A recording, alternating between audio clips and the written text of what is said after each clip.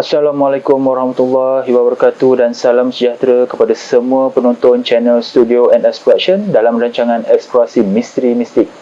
Saya Nazri Saleh, hos anda. Hari ini saya bawakan anda kepada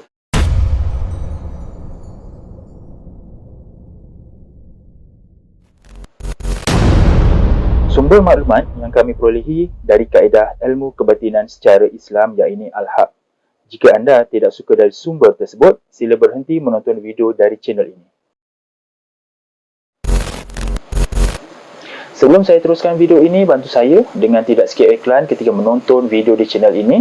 Subscribe channel ini kepada yang belum subscribe dan share video ini, semoga ramai yang akan dapat manfaat, dan pastikan anda menonton video ini sampai habis supaya anda faham secara menyeluruh berkenaan sejarah yang ingin disampaikan. Sejak beberapa tahun lepas, kita dikejutkan dengan pandangan atau teori yang mengaitkan Candi Borobudur dianggap peninggalan Nabi Sulaiman, seperti yang disampaikan hal tersebut oleh Fahmi Bashar, seorang cendekiawan matematik Islam dari Indonesia.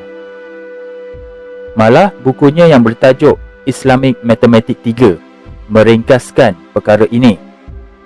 Dalam buku yang ditulis oleh Fahmi Bashar, telah mengumpul berpuluh-puluh bukti lengkap sebagai pengukuhan.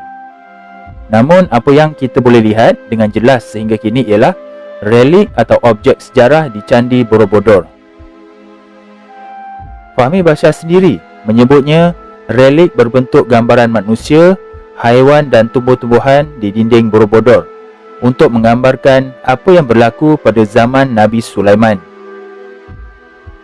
Terdapat beberapa bukti bahawa ukiran relik Borobudur adalah mustahil untuk dibuat dan dipahat oleh manusia pada abad ke-8, iaitu yang telah memasuki abad seramik pada masa itu.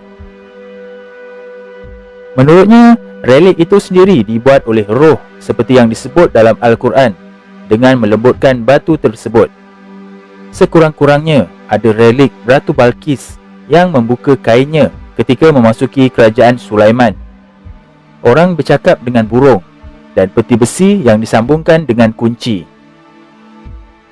Selain relik yang tidak boleh dibuat dengan tangan kerana coraknya yang sangat sukar, terdapat banyak relik lain yang seolah-olah menceritakan kisah kehidupan Nabi Sulaiman. Semuanya dilukis di Candi Borobudur. Seperti yang kita sedia maklum, Nabi Sulaiman dikurniakan mukjizat kerana dapat memahami semua bahasa alam.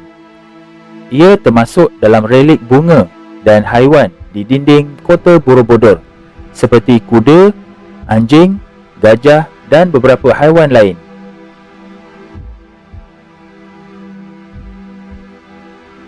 Selain kisah hidup kerajaan Nabi Sulaiman, Fahmi juga mengungkapkan kisah Ratu Balqis akhirnya menyerah kepada Nabi. Ia digambarkan dalam Al-Quran sebagai Sidrin Khalil, iaitu bangunan yang tinggal sedikit. Sudah tentu cukup bukti bahawa ayat yang mengandungi kalimah lafaz Bismillah yang disyaki sebagai surat ugutan dan ajakan menyembah Tuhan ditemui di dalam kolam kuil Ratu Boko. Jika surat ini disampaikan oleh seekor burung, iaitu burung hudhud, dalam satu masa, jarak antara Borobudur dan Ratu Boko berkemungkinan mencapai 36 km. Mengenai istana yang akan dipindahkan, terdapat sebuah stupa bernama Istana Balqis di Borobudur. Tetapi tidak semua bangunannya telah dipindahkan kerana Ratu Boko masih ada yang tersisa. Inilah yang disebut dalam Sidrin Khalil. Mengikut legenda, pada zaman pemerintahan Nabi Sulaiman, banyak bangunan dibina dengan bantuan jin. Disebut dalam surah Sabah ayat 13 sehingga 14 bahawa jin membina bangunan tinggi, mungkin Candi Prambanan, dan patung yang boleh dilihat di Candi Borobudur itu sendiri.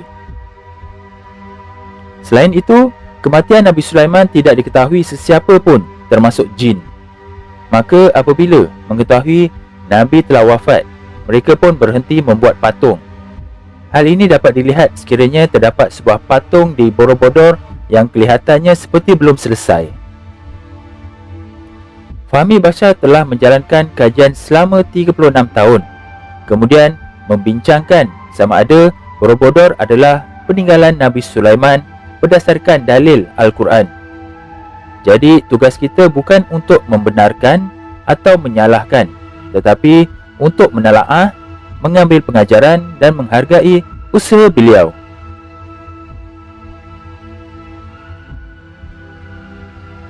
Oleh yang demikian, sumber batin adalah salah satu cabang ilmu yang perlu diteliti dan dikaji dengan lebih mendalam pada dapatannya, bukan ditolak mentah-mentah. InsyaAllah dalam video ini, saya dan Puan Ita akan jawab persoalan ini berdasarkan maklumat dari sumber batin. Apa yang akan saya sampaikan ini terpulang kepada anda sama ada ingin percaya ataupun tidak. Nasihat saya, jangan terus menolak dan jangan pula terus menerima bulat-bulat selagi anda belum dapat fakta sebenar atau meyakini melalui hati nurani anda. Bismillahirrahmanirrahim. Dakwaan di mana Borobudur adalah tinggalan Nabi Sulaiman merupakan kajian yang hanya berdasarkan sangkaan, andaian dan tafsiran kurang tepat berdasarkan relik pada dinding candi tersebut. Beberapa petikan penulisan dari pengunjung yang pernah ke candi tersebut menerangkan tafsiran Fahmi telah menyeleweng melampau. Antara paling melampau adalah apabila menyebut relief ini menunjukkan orang membawa peti tabut. Kata Fahmi, relief ini adalah petunjuk peti tabut berada di Pulau Jawa. Menggunakan ayat Al-Quran yang menyebut peti itu memberikan sakinah, ketenangan, ketenteraman, boleh juga disebut kegembiraan. Dia menambah, apakah peti yang boleh memberikan perasaan itu? Apakah yang boleh menggembirakan orang dari malam hingga ke pagi? Dengan itu beliau mengaitkan dengan wayang. Ini kerana dalam tradisi orang Jawa, alatan-alatan wayang kulit disimpan di dalam peti. Walhal setahu saya, peti tabut mengandungi kepingan-kepingan suhuf Nabi Musa atau sebahagian kitab Taurat. Selain itu, kita ketahui bahawa Nabi Sulaiman telah mengutus surat kepada Ratu Balqis untuk tunduk kepada Allah. Surat itu dimulakan dengan perkataan Bismillahirrahmanirrahim. Tetapi pada papan maklumat penerangan ini yang tertulis pada satu lempengan berbunyi Om Rudra Ya Nama Swaha, yang bermaksud pujian bagi Dewa Ruda yakni Siwa. Berdasarkan beberapa petikan dakwaan beliau sedikit ini, sebagai contoh, yang amat tersasar, boleh disangkal dan dipersoalkan. Berdasarkan sumber batin dari Allah Ta'ala, Candi Borobudur ini sebenarnya bukanlah peninggalan Nabi Sulaiman dan tiada kaitan pun dengan Nabi Sulaiman seperti yang didakwa oleh Fahmi Bashar itu. Candi Borobudur sebenarnya dibina pada zaman pemerintahan Samaratungga mangkat pada 833 Masihi, iaitu Raja Dinasti Sailendra yang keempat dan juga Maharaja Sriwijaya. Kerajaan Sailendra ketika diasaskan merupakan kerajaan terkemuka yang muncul di Jawa. Sailendra bermaksud penguasa gunung. Oleh itu, kompleks kuil Borobudur yang dipercayai dibina antara tahun 778 Masihi dan 824 Masihi yang dikelilingi oleh gunung-gunung, antaranya ialah Gunung Merapi yang masih aktif sehingga kini merupakan pencapaian Sailendra yang utama. Borobudur merupakan tugu peringatan agama Buddha yang pertama di Asia Tenggara dan mempengaruhi pembinaan tugu-tugu peringatan yang kemudiannya seperti Angkor Wat di Kemboja. Menurut sumber batin lagi, asal tapak candi ini adalah sebuah bukit bergua di bahagian atasnya. Lalu didirikan Candi Borobudur di keseluruhan bukit itu sehingga hilangnya rupa bentuk asal bukit tersebut. Pembinaan Candi Borobudur ini siap sepenuhnya selepas anak perempuan Samaratungga mewarisi tahtanya, Puteri Pramodawardhani. Beliau memerintah kerajaan Mataram kuno selama 23 tahun antara tahun-tahun 833 Masihi hingga 856 Masihi. Persoalannya sekarang, kenapa relik pada dinding candi ini dikaitkan dengan Nabi Sulaiman?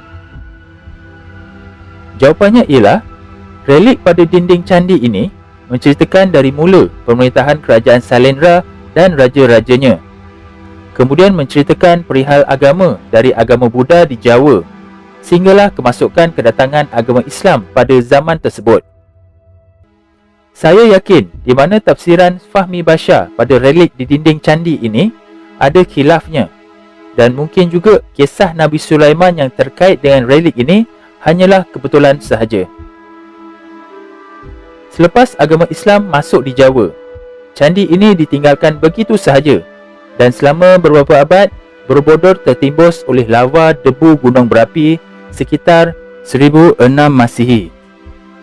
Sejak itu Borobudur berhenti menjadi tempat pemujaan dan perjalanan penganut Buddha.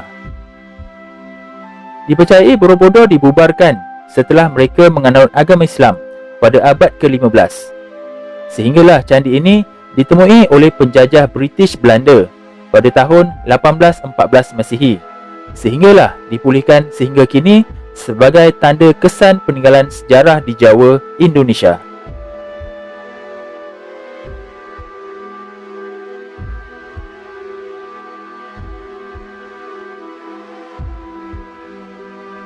Jadi itu saja video untuk kali ini, diharap dapat memberikan sedikit pendedahan kepada generasi kini dan akan datang, juga memberikan sedikit maklumat kepada pengkaji dan peminat sejarah supaya dapat merungkaikan lagi sejarah ini.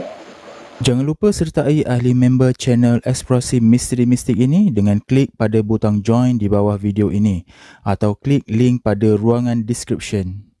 Terdapat 4 pilihan peringkat package yang disediakan. Untuk penerangan lanjut, sila klik join sekarang dan anda akan dibawa kepada video penerangan berkenaan package-package tersebut. Jadi sampai di sini saja video untuk kali ini dan jumpa kita di episod akan datang yang lebih menarik insya-Allah. Assalamualaikum.